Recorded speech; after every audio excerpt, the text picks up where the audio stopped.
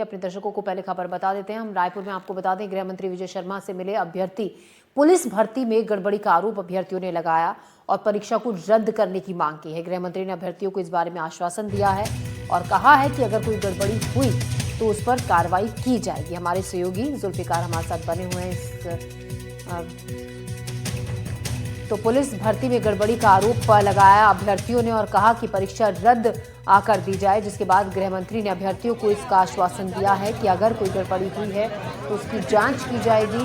विजय शर्मा ने कहा पुलिस भर्ती में गड़बड़ी का आरोप अभ्यर्थियों ने लगाया और अपनी इन्हीं मांगों को लेकर आवाज उठाई। अभ्यर्थियों ने कहा कि परीक्षा को रद्द किया जाना चाहिए।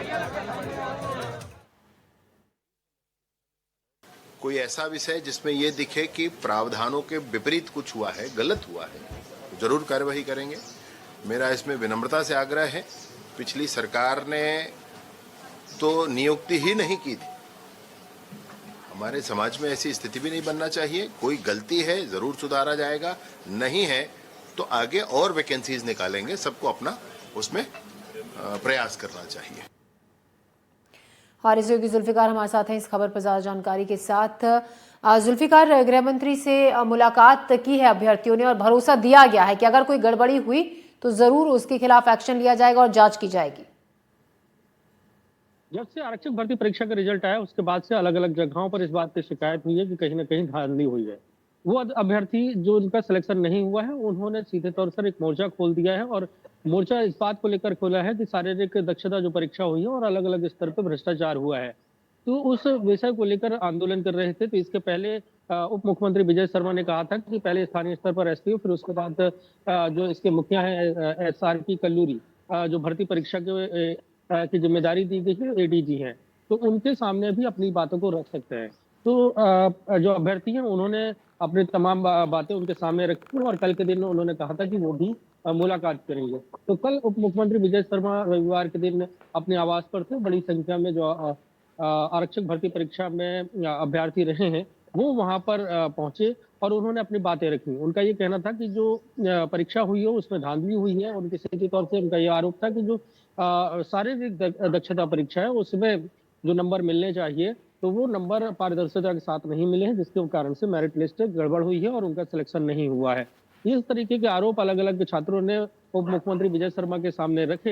हालांकि विजय शर्मा ने कहा कि आपको जो दस्तावेज हैं, जो रिजल्ट है, उसका सत्यापन कराना था, उसको दिखाना था। उस पर उन्होंने कहा कि इस पर बहुत ज्यादा इस पर खामियां नहीं पाई गई हैं, लेकिन कई ऐसे बिंदु थे जैसे कि पूर्व जो सैनिक हैं उन्हें जो आयु है उसमें छूट की बात थी, तो उन्होंने उस पर आश्वासन दिया कि मुख्यमंत्री से बात करके उस पर कुछ विचार करेंगे। तो ऐसे एक दो विषय थे जिस पर विजय शर्मा ने आश्वासन दिया है कि उस पर मुख्यमंत्री से चर्चा करने के बाद विचार किया जाएगा। हालांकि यहाँ पर विजय शर्मा ने ये भी कहा कि इस परीक्षा में अगर जो सफल नहीं हुए हैं तो लगातार भर्तियां होनी है, तो दूसरी परीक्षा में भी अपनी किस्मत को अभ्यर्थी आजमा सकते हैं।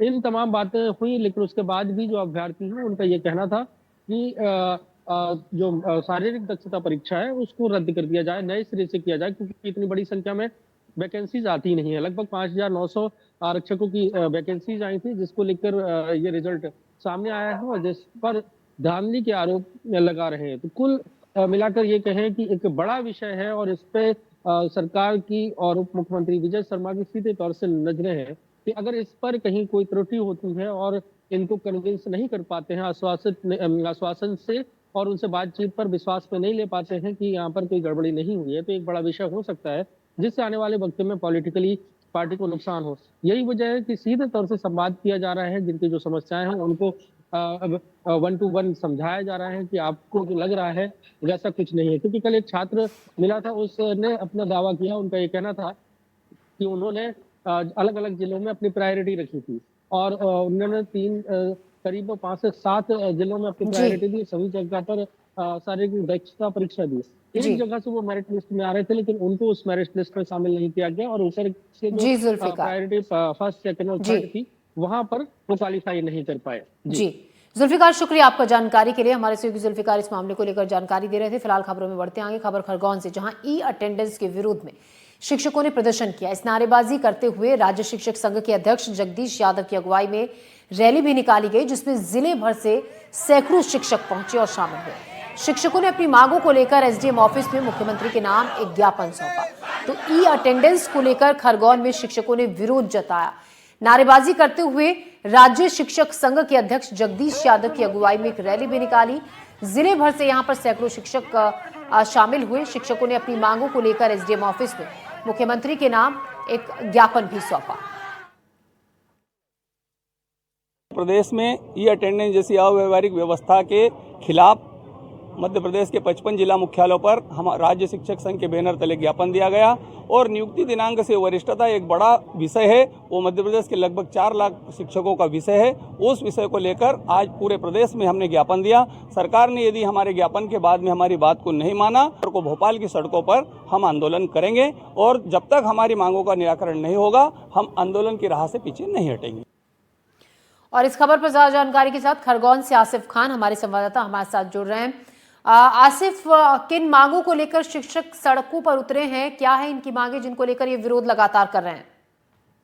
हाँ, शिक्षकों कल संडे का दिन था और शिक्षिका सैकड़ों की संख्या में कल एसडीएम ऑफिस पहुंचे और उन्होंने नायब तहसीलदार को एक ज्ञापन सौंपा। ज्ञापन में उनकी 3 मांगे थी कि जैसे हम ये अटेंडेंस की जो प्रथा है उसको बंद कर दिया जाए कि खरगोन जिला एक रूरल एरिया है, आदिवासी बहुल्य इलाका होने की वजह से यहाँ पर कई जगह सर्वर नहीं मिलता, टावर नहीं मिल पाते, तो ये कहीं ना कहीं उनके लिए ये अटेंडेंस असंभव सही लगता है। वहीं दूसरी बात ये कह रहे थे कि 1 जुलाई 2018 से जो हम जो पदस्थ हैं उसके बाद हमें क्रमोन्नति और वरीयता का आधार पर हमको अभी तक शामिल नहीं किया गया है और इस कई मांगों को लेकर नारेबाजी कर महिला शिक्षक पुरुष शिक्षकों के द्वारा एसडीएम कार्यालय पहुंचकर मुख्यमंत्री के नाम ज्ञापन दिया गया। ज्ञापन के साथ साथ उन्होंने अपनी बात भी रखी और मीडिया से भी बात की। जी, शुक्रिया आपको जानकारी के लिए आसिफ।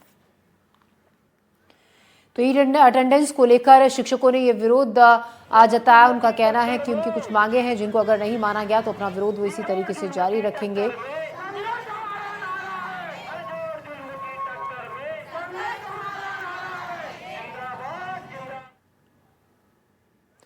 खबरों में बढ़ते हैं आगे। बड़ी खबर सतना से, जहां खराब सड़क पर भड़की राज्य मंत्री प्रतिमा बागरी, जिन्होंने औचक निरीक्षण किया। सड़क निर्माण की गुणवत्ता पर उन्होंने नाराजगी जताई। राज्य मंत्री ने ठेका निरस्त करने के लिए निर्देश दिए। 3 किलोमीटर सड़क का नवीनीकरण हुआ था। कई जगह से उखड़ती हुई सड़क नजर आई थी, जिसके बाद गुस्सा जाहिर किया प्रतिमा बागरी ने और उन्होंने ठेका निरस्त करने के निर्देश दे दिए हैं। तो औचक निरीक्षण के लिए पहुंची थी खराब सड़क पर भड़की राज्य मंत्री प्रतिमा बागरी।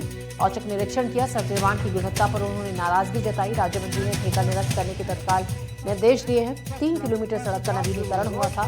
कई जगह से सड़क उखड़ती हुई नजर आई।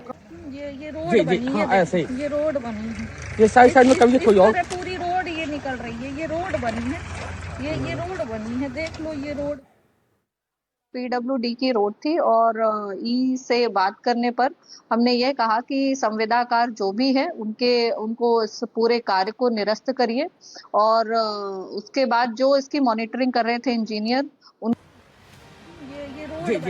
इस वीडियो में देखा जा सकता है निरीक्षण के दौरान जब राज्य मंत्री ने एक नई सड़क पर जरा सी ठोकर मारी तो उसका एक हिस्सा आसानी से अलग हो गया। घटिया सड़क निर्माण मामले में मंत्री प्रतिमा बागरी ने एक्शन भी लिया है और कार्यपालन यंत्री को फटकार लगाई है। सरकारी निर्माण कार्यों में अधिकारियों की मिलीभगत से किस तरह गुणवत्ता से समझौता किया जाता है, इसका ताजा उदाहरण इस वीडियो में देखने को मिला है। रोड जो है गुणवत्ता विहीन बनी हुई है, पूरी की पूरी रोड जो है खराब है। एक भी इसमें गुणवत्ता के कार्य नहीं हुए हैं रोड में और संविदाकार के ऊपर जो है कार्यवाही करे और जो संबंधित इसका इंजीनियर है जिसने इस रोड को देखा है उसके विरुद्ध भी कार्यवाही करें। इस मामले के सामने आने के बाद सड़क निर्माण में लगे लोगों की आलोचना हो रही है और उनके खिलाफ एक्शन लेने की मांग की जा रही है।